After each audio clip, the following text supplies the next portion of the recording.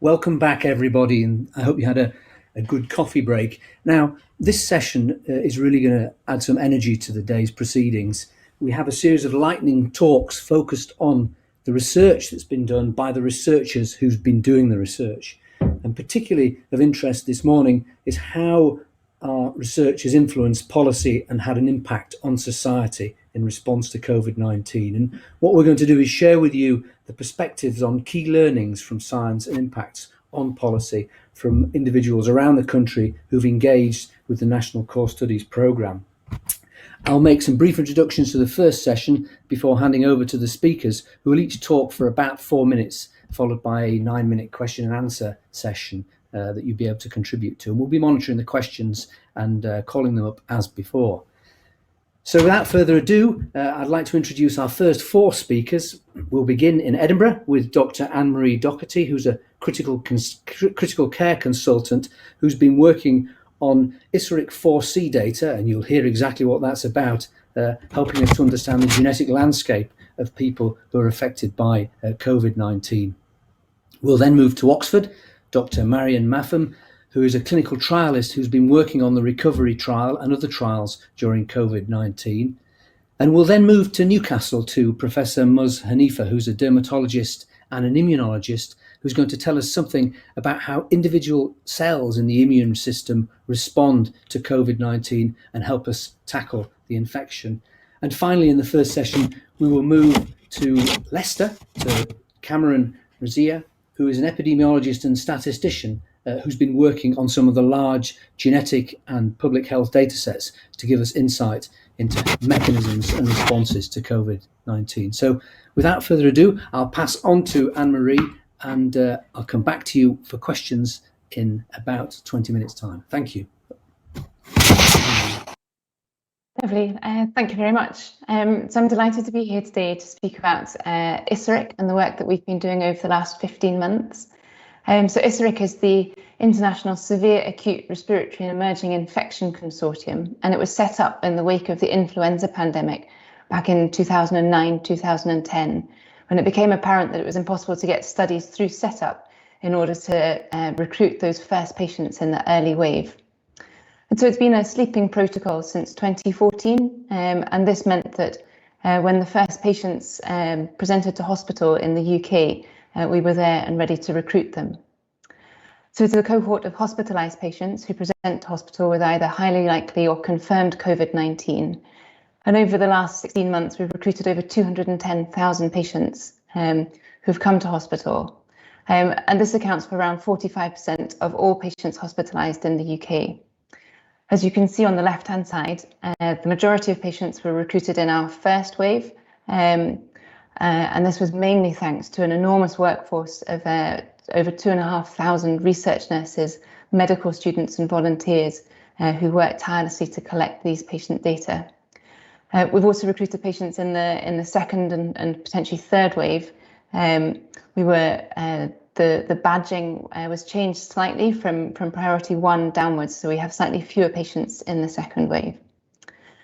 So it's across the UK, in England, Scotland and in Wales. And in addition to collecting the patient data, we've built over the last 15 months a data analysis platform up here in Edinburgh, where we've been able to link with a number of other studies so that we can answer questions with more granularity.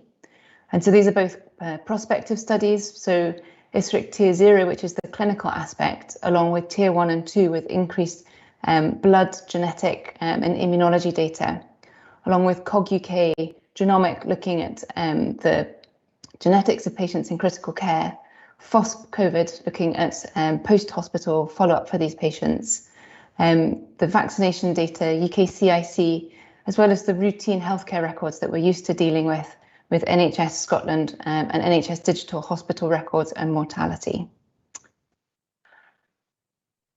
There we are. And so I think with what we've been able to do sort of over the last few months, we've developed a dynamic report which updates daily and is available to SAGE and is reported at all their meetings. And this is different from sort of the routine healthcare data where there's normally a 6 to 8 week lag. So we're able to give sort of early sight of changes in patients coming to hospital. And in fact, in April last year, we were able to produce a report on the first 20,000 patients coming to hospital and pick out early signals such as increasing age, obesity and ethnicity as risk factors for in-hospital mortality. In addition to the dynamic report, we've also been able to provide SAGE with other reports, such as that on ethnicity, on vaccinated patients in hospital, the uptake of steroids, hospital mortality in hospital, which has fallen from a really high 33% at the beginning of the first wave down to around 7% currently. And also linking with other data sets, look at the variants of concern. And so these have informed both SAGE, but we've also been able to produce these into full peer-reviewed papers. So I think the key messages are that this has been a sleeping protocol. So it's been funded since 2014, so significant pandemic preparedness, otherwise we wouldn't have been able to get off the ground so early. I think this complements the routine healthcare data. So we have an early sight of it, and we're able to ask patients about their symptoms, about how sick they are when they come into hospital, and what happens to them whilst they're in hospital. And we've also built the analysis platform so that we can link with all the other studies in order to really make the most of everything and all the data that patients are providing us with. So thank you very much, and I'll hand over to Marion. Thank you very much, Anne-Marie. So it's an absolute pleasure to be able to talk to you today on behalf of the recovery trial investigators. Next slide. So I'm not going to talk about the results of recovery very much. Most of these you may be familiar with. I'm just highlighting here 3 key important results. So last June, the trial showed that for patients who were already on a ventilator, treatment with the steroid dexamethasone reduced the risk of death by a third. This means that every 8 patients on a ventilator treated, 1 life is saved, and there were also smaller protective effects in people receiving oxygen in hospital. Then in January, we showed that further modulation of the immune system with the rheumatoid arthritis drug tocilizumab led to further reductions in death in patients who were in hospital with low oxygen levels and markers of inflammation in their blood. And then last week, we showed that in patients who were hospitalized with COVID-19, who'd not mounted an antibody to the virus, that treating them with a combination of monoclonal antibodies to the virus reduced their risk of death by a 1/5. Next slide, please. We've also produced these important results, so showed that 6 treatments are not effective in patients hospitalized with COVID-19. So avoids unnecessary patient exposure to these drugs and allows healthcare systems to put resources into treatments that do work. Next slide, please. So how has all this been achieved by the trial? Well, we heard earlier the fantastic coordination and support of the core studies across the UK and the rapid adoption within the NHS and the support from the NIHR and many groups. But a big aspect of the success is that this trial is easy on the ground for doctors to put their patients into. Every aspect of the trial is simple and straightforward to do. And this has led to rapid adoption across almost every hospital in the UK. And the data collection and data systems for this trial are really novel in enabling that to happen. Next slide, please. So Recovery has pioneered a hybrid data collection system, which is unusual in clinical trials. So on the right-hand panel, you can see research data collected in the trial systems, but this is kept to an absolute minimum. Only ask busy staff to key in what they absolutely have to. So they fill in 1 form at randomization and another very short form at 28 days. But with consent, we collect identifiers like NHS numbers on all the participants, and we can securely provide those to national data custodians, such as NHS Digital and others, who can to enable linked, rich source of healthcare data to be brought back into the trial database. Next slide, please. So I'm not going to go through this in detail, but it shows across the UK the 6 data custodians who are currently providing data to the study, and there are more coming, and all of the data sets which are coming into the study. And this lets us do 3 really important things.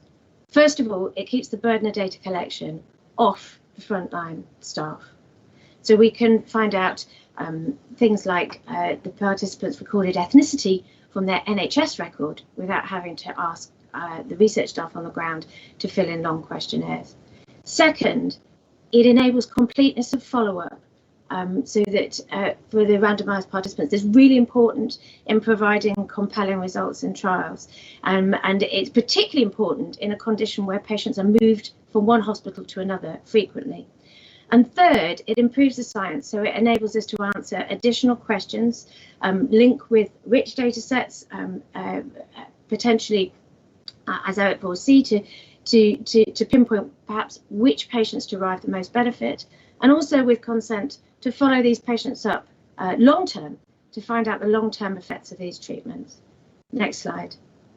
So I'm not going to go through this in detail, but this shows the process, each data linkage, each time that we establish and process the data for data linkage. And the key challenges have been the scale.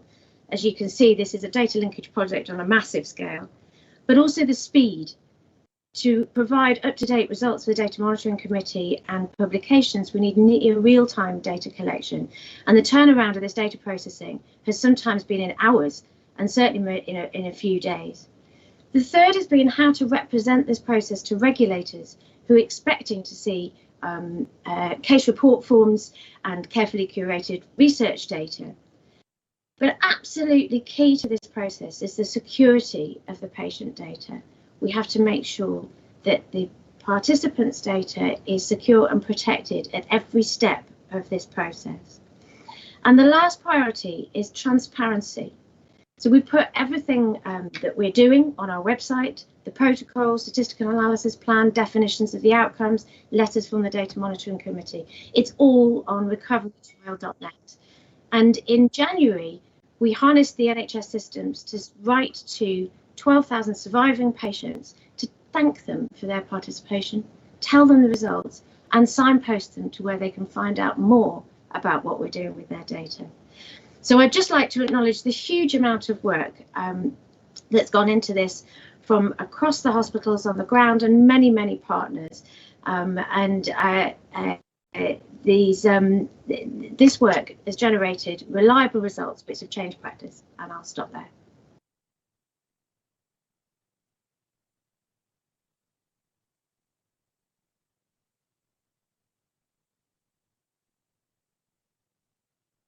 Thank you, Patrick. I'm now going to move into the host immune response studies that have been done. And so essentially it's about, many of us have talked about the pandemic preparedness, and I just want to highlight one of the existing consortia that also helped with pandemic preparedness in the study of the host immune response, and this was the Global Human Cell Atlas Initiative, and very much focused on team science, interdisciplinarity, data sharing. So establishing the research framework that allowed us to leverage the expertise in single-cell genomics to study the human immune response. And this is always going to be a large collaboration. So we brought together all of the individuals who are already within the Human Cell Atlas, and also through the leadership of the UK Coronavirus Immunology Consortium, to work together, interfacing very seamlessly with the NHS, bioresources such as the Cambridge NIHR bioresource to collect patients and analyze the data. And this really involves a lot of junior researchers working together, generating data sets of 130 patient samples, 800,000 cells within 7 months of the first wave patients from data generation to publication, and the value of this team science approach to understand the immune response. And also to touch on data sharing, all of the data can be accessed and downloadable through this COVID-19cellatlas.org, where you can not just browse the data through web portal, but also download the data object. So all of this as a resource for the whole global community. So what did we find? And our approach was to basically study the blood immune populations. So for every single dot, there is an individual cell where you measure the entire transcriptome profile of one cell, plus 180 surface proteins, plus the T cell receptor and B cell receptor. And this allows you to kind of infer what's going on as a response to the primary infection in the lung, and also a more systemic response, such as the changes in the bone marrow. And you can use other data sets. For example, we basically used a published data set of the alveolar lavage samples to make sense of what the peripheral blood immune response have caused. So this is what we found, and this is a coordinated immune response. Some of the highlights being peripheral blood monocytes that can actually enter the lung or in COVID-19 and actually inducing inflammation, recruiting other white blood cells, also interacting with platelets, causing thromboembolism, and also what characterizes the B cell antibody response of those who are asymptomatic compared to symptomatic individuals. And I don't want to dwell too much specifically on our findings, which is published, but really looking at where we can go with these types of data sets. What we've been able to do is combine our data sets with, the same cohort, another cohort from Germany, Seattle, and now begin to look at a global picture of how the immune response has been triggered to COVID-19. We can now look at the individual T cells and B cells to study the specific T cell receptor and B cell receptor to the virus, and by combining the genotype data with this expression data set, begin to see how genetic variation is going to be influencing response to COVID-19. And, lastly, to kind of end with this, massive team science effort, lots of recognition, and how can we embed this type of approach, a collaborative and research infrastructure, so that it's no longer just about how fast we are getting off the blocks, but actually how we embed this for the rest of the types of UK science, essentially. Thank you. And I'll pass over now to Cameron, who'll be taking on the next talk. Thank you.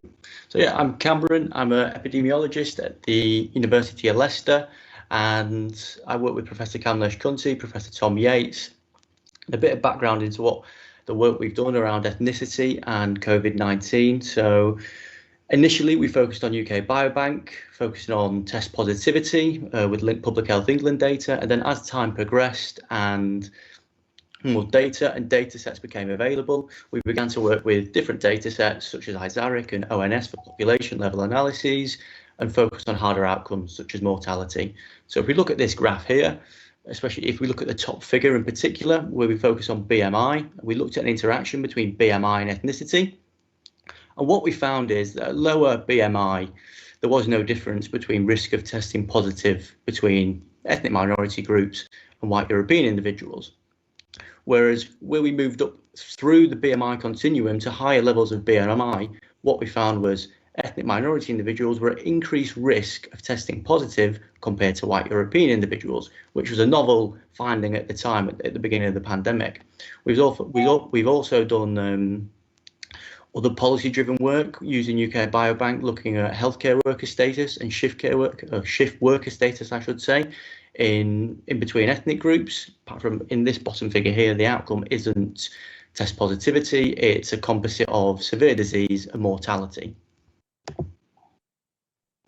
So as I said, as sort of data and time became more available, we collaborated with the ISARIC consortium, which Anne-Marie's highlighted beautifully earlier, and we looked at a few different outcomes here. And so if we look at the right-hand figure, looking at mortality, we did an analysis on 65,000 patients, and what we found was that while black individuals with obesity were more at risk compared to black individuals without obesity, what was important here was this risk was really pronounced compared to other ethnicities. And this sort of highlighted an interaction, and again was a novel finding at the time in a hospitalised cohort. So we've not only focused on obesity, we focused on other socio-demographic factors such as vaccination uptake. So this was in collaboration with ONS. I think it was in 6.8 million individuals, all over the age of 70, up until the 15th of March. And while we found, all minority ethnic groups have lower rates of vaccination compared to the white British group, when we look at this highlighted green bar, what we found was that black African and black Caribbean individuals were they were showing particularly low rates of vaccination. And similarly, as we move across to look at the odds ratios, what we found was the odds ratios were much greater in these two ethnic groups compared to the reference group of white British individuals. So again, as the pandemic was progressing and people were trying to understand, is deprivation a unifying factor for the increased risk of ethnic minorities? We asked the question, is the ethnic risk mediated by deprivation? And we did this using a novel analysis method, or methodology, I should say, using a mediation analysis. And what we did here was we targeted the 50% most deprived ethnic minority individuals in the biobank cohort and applied a hypothetical intervention to them where we moved that 50% out of deprivation into the least deprived group. And what we found was this reduced or eliminated the excess risk anywhere from 83% to 92% for test positivity, severe disease and mortality in minority ethnic groups compared to white European individuals. So very quickly, the impact of this work, obviously some of the work around BMI and ethnicity was cited in governmental reports. We've developed really strong working collaborations with ONS and other colleagues at ISARIC and SAIL. Our work through Professor Kamlesh Kunti is identifying policy level questions, and we still answer policy level questions today. And that's it. So thank you very much. Just like to thank the funders, UKRI and HDI UK, and all the Leicester organisations at the top of this slide. Thank you. Fantastic. Thank you very much to everyone for keeping on time. It's great to hear exactly what's been going on out there and some of the exciting discoveries that have been made.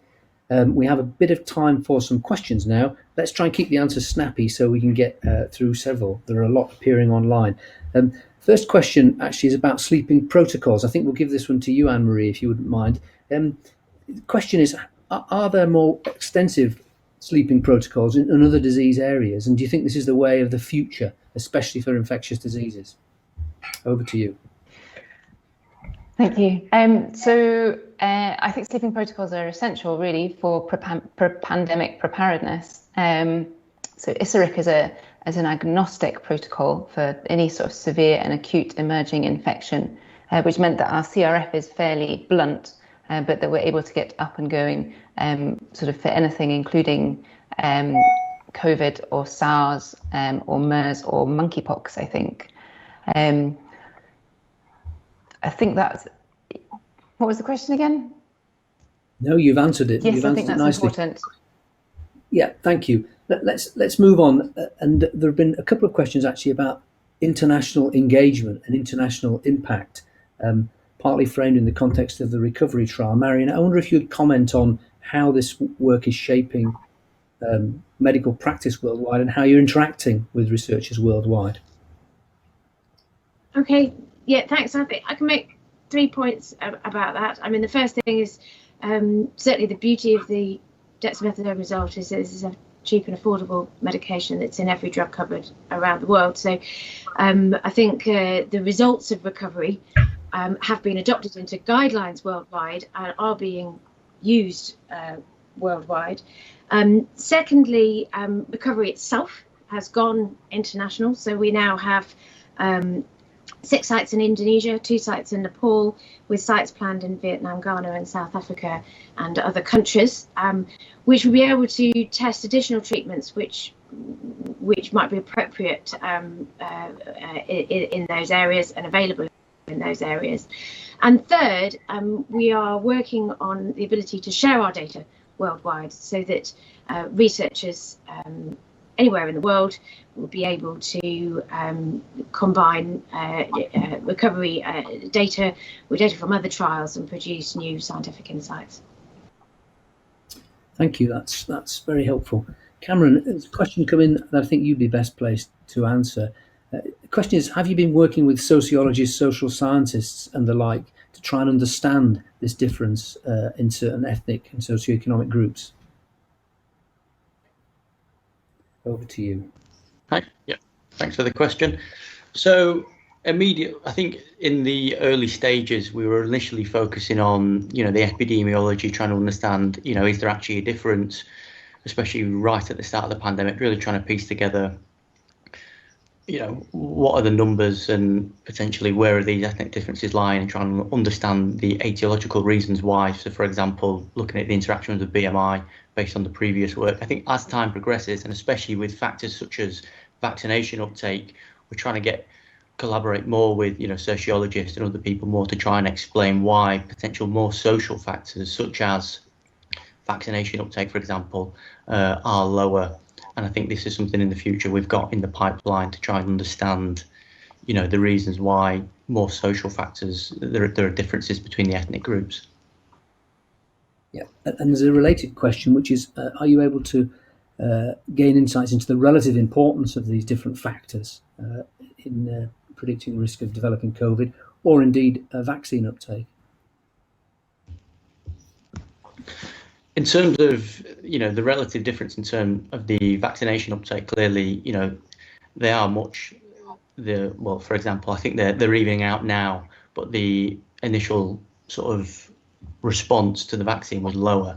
So I think obviously initially that was more of an issue, whereas now, I think the absolute risk is potentially less, but still there are issues that we need to focus on and try and understand, through the previous question as well, why these reasons are. And then in terms of other factors, for example, obviously a lot of the work was on BMI and obesity, there was a signal there that potentially with obesity, this is a factor which may be quite important in ethnic minority individuals, especially who are younger, who are getting admitted to hospital with more severe disease. So I think that there are, genuine factors there that are important, like obesity. Great, thank you very much. Question. Yeah, thank you. I'll come to Muzz for the final question.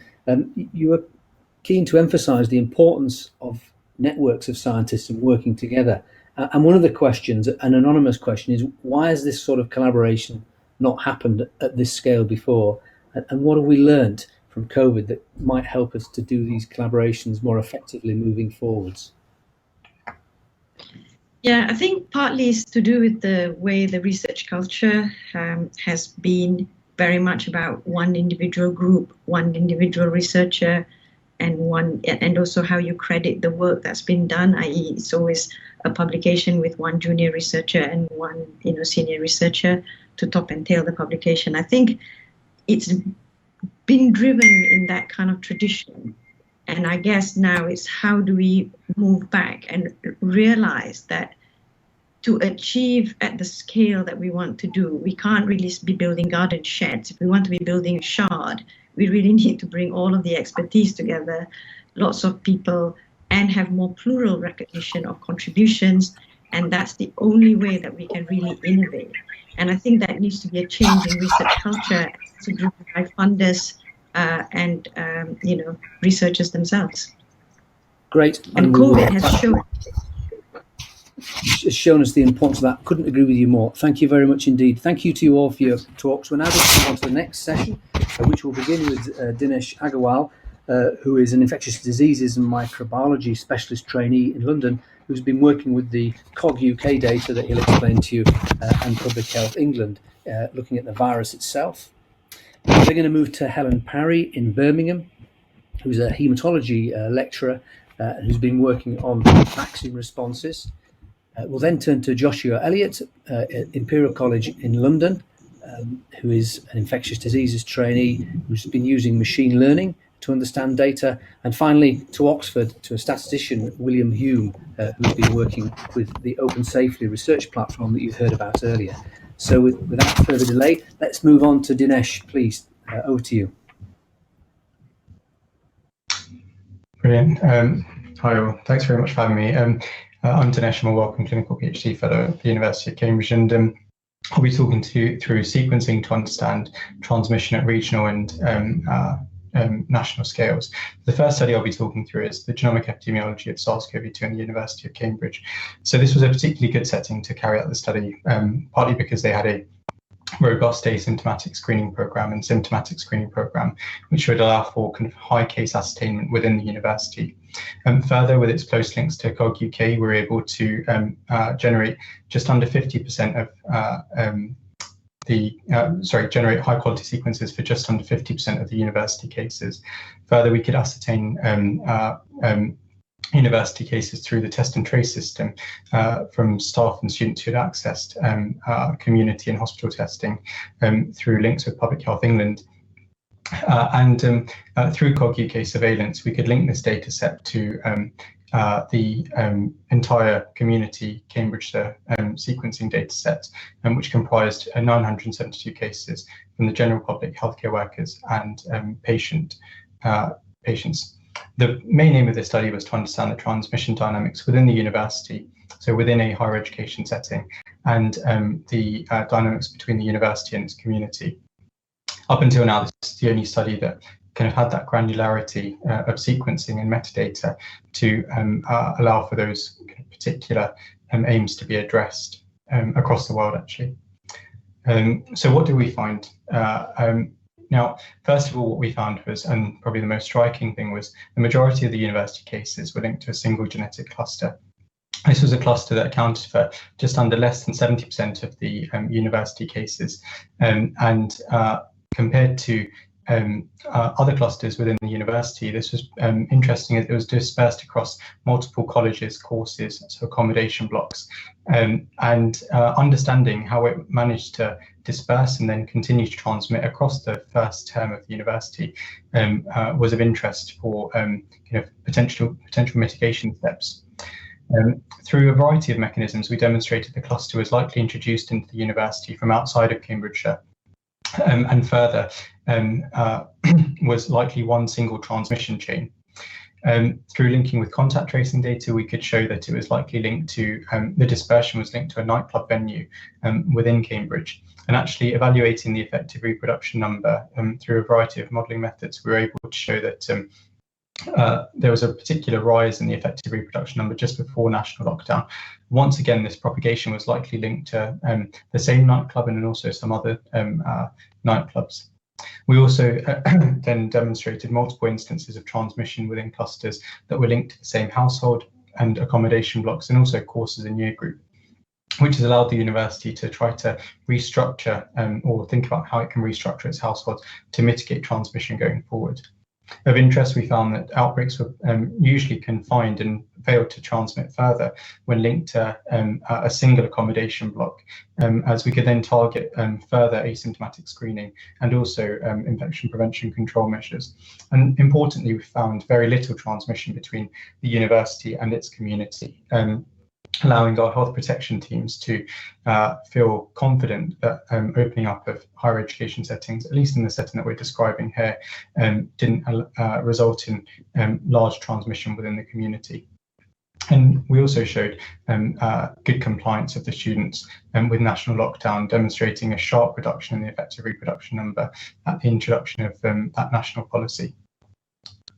Moving on to evaluation of the or the use of genomics and epidemiology to evaluate non-pharmacological interventions at a national scale, we used this data, so genomic and epidemiological data, to evaluate the effectiveness of travel restrictions over summer 2020. So this study spanned May 2020 to September 2020, with the introduction of travel corridor policy at the beginning of July.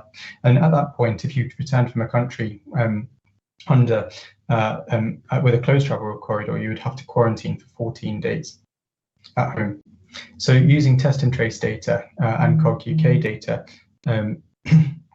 we're able to link to travel cases, and through a variety of methods, we're able to show that basically with epidemiological data corroborating with genomic data, travel restrictions reduced but did not eliminate transmission going forward, which is important for border policy. So I think that is my time there, and I'd like to wrap up by thanking all those that allowed for this particular work to be conducted, and also hand over to Helen Parry for our next talk.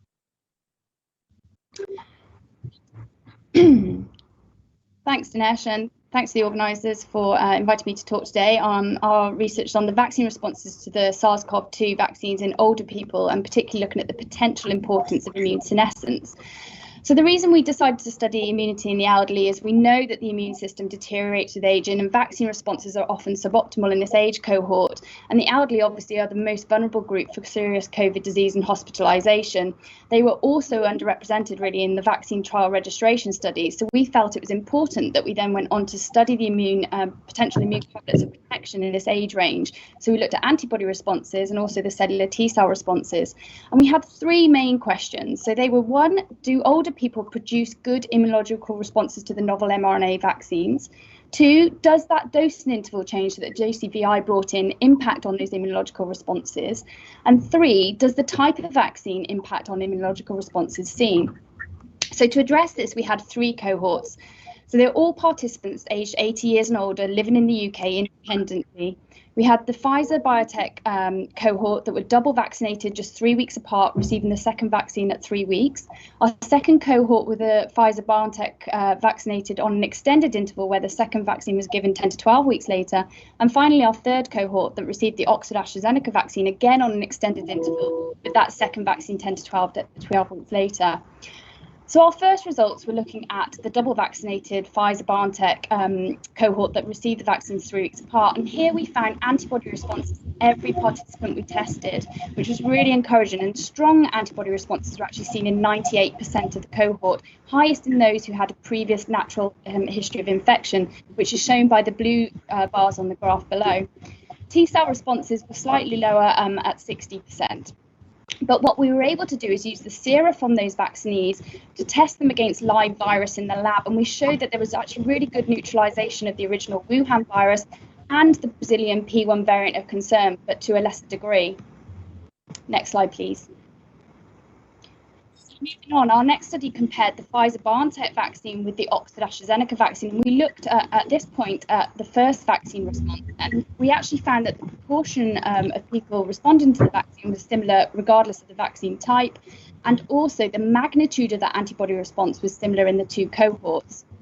Interestingly, what we then found when we looked at the cellular T-cell data was that actually the proportion of people responding to the Oxford-AstraZeneca vaccine 3-fold higher in cellular responses compared to those on the Pfizer-BioNTech vaccine, and that magnitude of T-cell response was also higher in the Oxford-AstraZeneca vaccine cohort. Our final work looked at comparing the antibody responses to the vaccine interval change from 3 weeks to 12 weeks with the Pfizer-BioNTech vaccine. And reassuringly, we found that regardless of the schedule that these participants were on, 100% of donors were able to have a detectable antibody response after the second vaccine. But what was really fascinating is actually the peak antibody response, which was measured 2 weeks after the second vaccine in both cohorts, was 3.5-fold higher in those that had the delayed interval schedule. And you can see that on the bottom right-hand graph. If you follow the red line, that's the extended interval cohort. And you see after the second vaccine, the antibody titer really shoots up, whereas the blue is the 3-week cohort. And you can see actually by the second bleed time point, the antibody levels were already starting to wane. Next slide, please. So just to conclude, we've had several science media briefings, which we hope has gone along to contribute to reassuring the population that there are strong antibody responses after the COVID-19 vaccinations in older people, and that the delayed interval actually enhances antibody production. And this may be really useful because it may sustain our response for longer and help with viral variants of concern. And obviously, along with the accelerated population coverage that we've seen and the good efficacy data coming out from Public Health England, we think that this is an important for global strategy on vaccine planning, particularly for countries that are a bit further behind than the UK. So our future work now, we're looking at longevity of responses to see will people need boostering in the winter, and is there any difference in the quality of the immune response between those getting it 3 weeks and 12 weeks apart, or indeed the different vaccine types. And just to finish by saying thanks very much for the National Core Studies for funding this project, and my supervisor, Professor Paul Moss, and Rachel Bruton, who helped me with the recruitment, and everyone else in the acknowledgements there. Thank you. Just over to.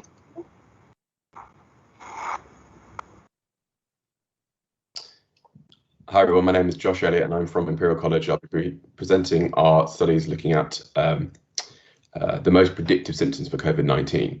So importantly, this was using REACT-1 data, which is a random survey of the population of England. Invited up to 160,000 people every month for a PCR test, so based on a throat and nose swab. And those people are asked about 26 symptoms that were thought to be related to COVID in the week or the month prior, and also some information about who they were, such as their age and sex and ethnicity and jobs, things like that.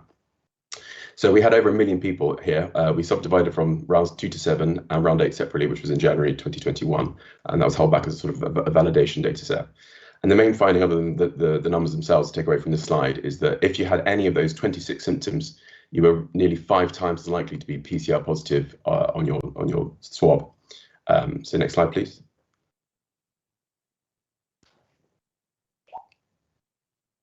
So this is looking just by variable in what we call univariable analysis. You can see that the boxed symptoms are those that are the ones that are actually used by the UK government for PCR testing, but they also happen to be the ones that in univariable analysis are the most informative of your PCR status. So that's in keeping with what we just said from the previous slide, that if you have any of those 26 symptoms, you are more likely to be PCR positive than if you go to someone randomly in the population of England who didn't have symptoms. So these are correlated. So we did a sort of machine learning approach to punish out the information which was not informative from these symptoms. We didn't force in the so-called classic symptoms that you see at the top, so smell, taste, cough and fever, but those were selected as very informative for your PCR status, whether you're positive or negative. 3 additional symptoms were also selected. So this is using thousands of models to see which of those symptoms were the most informative for your PCR positivity. So chills, appetite loss and muscle aches were all selected alongside the classic ones. And using this data, which bear in mind is representative of the population of England, if you just use the classic symptoms, you would detect around 55% of those symptomatic cases that were PCR positive. And bear in mind, this is a random survey. Those people weren't aware of their PCR status at the time of telling us about their symptoms. If, however, you instead ask about those additional symptoms alongside them, chills, appetite loss, and muscle aches, you go from 55% to 75% of those symptomatic cases, or people that thought they might have COVID based on their symptoms, would be detected. So 3/4 of all symptomatic cases would be detected using that broadened symptom definition. Now, what would that mean in terms of the number of tests offered? It would be about 2.5 times as much. But currently, PCR testing capacity is not a limiting factor in the UK. In settings where testing is an issue, you could say to people that have those symptoms, assume that you have COVID, those 7 symptoms, and isolate yourself accordingly. But this is certainly evidence to suggest that we in the UK at least should broaden our definition for PCR testing. And as we saw previously, anyone that has any of those 26 symptoms should be really PCR tested, or at least have some sort of test, because they're at increased risk of having PCR positivity for SARS-CoV-2 or COVID compared to the general population without symptoms. Thanks very much. I think I'll wrap up there. Thank you to everyone taking part in the React1 survey. Lots of other results will come out of it, and this is just one paper. Let's move on to some questions. Let's start with one for Dinesh. Provocative question, Dinesh. Do you think we should not be opening nightclubs in July based on your analysis? You've got to be careful how you answer that question. Yeah, I know. Yeah, absolutely. No, so I don't think that's necessarily what our data shows. What we've demonstrated was nightclubs had a role in dispersing a particularly tenacious cluster across the university, and that's one particular nightclub that we identified, and there are many ways in which you can work with nightclubs in order to open safely, and that can be evaluating, as any health protection team would, their ventilation systems, their social distancing measures, and so on and so forth. So there are multiple steps that you consider before you kind of go straight to the kind of absolute closure type kind of notion. And also we're coupling this with vaccination now. So that was a study during a time when vaccination wasn't rife, and now with vaccination offered to over 18-year-olds, hopefully this becomes less of an issue, but may still be one that other nations with less access to vaccination want to consider. Great, thank you very much. I think I'll move to a question for Joshua now about the symptom profiles, and particularly whether or not you've been able to pick up any differences in symptoms between different variants. There's a question specifically about the Delta variant. Will? Yeah, so we're still collecting data now. There's a survey that's about to start from React1, so hopefully we'll get more data cases in there. Well, hopefully and unfortunately. But what we did as part of that preprint, and the link is on the slides, you can have a look yourself. Actually, it'll be coming out hopefully soon in publication. We looked at the alpha variant because we had a lot of it. We found that in round 8, when there was the alpha variant, the Kent variant was predominant, at least the symptom profile those 7 symptoms were actually even more predictive for PCR positivity. There was slight differences when you looked at, we also did genome sequencing. There were slight differences between predicting between the sort of wild type and the alpha variant. But overall, if you want to say whether someone's PCR positive or not, broadly the symptoms are the same. We can't yet say from React1 whether that's true for the Delta variant, although that's something that I'm obviously very interested in and something we'll be doing shortly. Can I ask you a question? Do you think that this will be the same in the middle of winter when there are potentially other viruses around affecting the specificity of the symptom constellation that you've identified? So importantly, the data that we presented was over winter, but obviously it's at a time when we have other precautions in place so that, for example, the prevalence of flu is way down. And so it's true that, for example, over a period of hay fever, these symptoms might change. And that's why it's important to have a sort of study design that we have in REACT-1, where every single person, regardless of how they present and what symptoms they think they have, will get a PCR test, and we can see how that signal changes. And you're completely right that it will be seasonal to some degree, and that's why it's important to as we have done it, those were rounds 2 to 7, so that was from sort of the end of the middle of last year up to January 2021. There's a robust set of symptoms that are very predictive for COVID. Obviously, it will be mimicked to some degree. I didn't have time to mention it in my little 4 minutes there, but there were some symptoms that actually, when you penalise, so punish some symptoms, there are some that obviously are more predictive of, for example, cold viruses that were actually negatively weighted against, so not predictive of COVID. But when you don't take into account the correlation between symptoms, they, in isolation, for example, if you have a runny nose in children, you're more likely to have COVID. But when you consider all of those 26 symptoms together, that actually had a negative coefficient, which is interesting in and of itself. Great. Well, thank you very much. I think we're going to have to draw this session to a close. I'd just make a few observations. Firstly, I think we've just scratched the very tip of the iceberg here for the audience. And an awful lot of the information you're hearing about is already in the public domain. We've seen a real push to open publication through bioRxiv, medRxiv, open online access to this data. So I would encourage you to explore some of those data sets. And just finally, I'd like to wrap up by making a comment about the engagement of the public, which was a discussion we had earlier. None of these studies would have happened if we'd not had strong engagement from the public and a genuine national effort across the medical and scientific community. The data has been analysed based on huge numbers using state-of-the-art technology, and you can see how this is influencing the way that the government has responded to the pandemic, including saving lives through treatments in the NHS. So thank you very much to all our presenters. Sorry about the technical issues earlier, and I will hand the chair back to Professor Morris. Thank you, Professor Chinnery. And can I thank Anne-Marie, Marion, Muzaffar, Cameron, Dinesh, Helen, Joshua, and Will. Just to shout out to Will, that was unfortunate. We are going to capture his presentation and make it available to all delegates because it's terrific what they have done.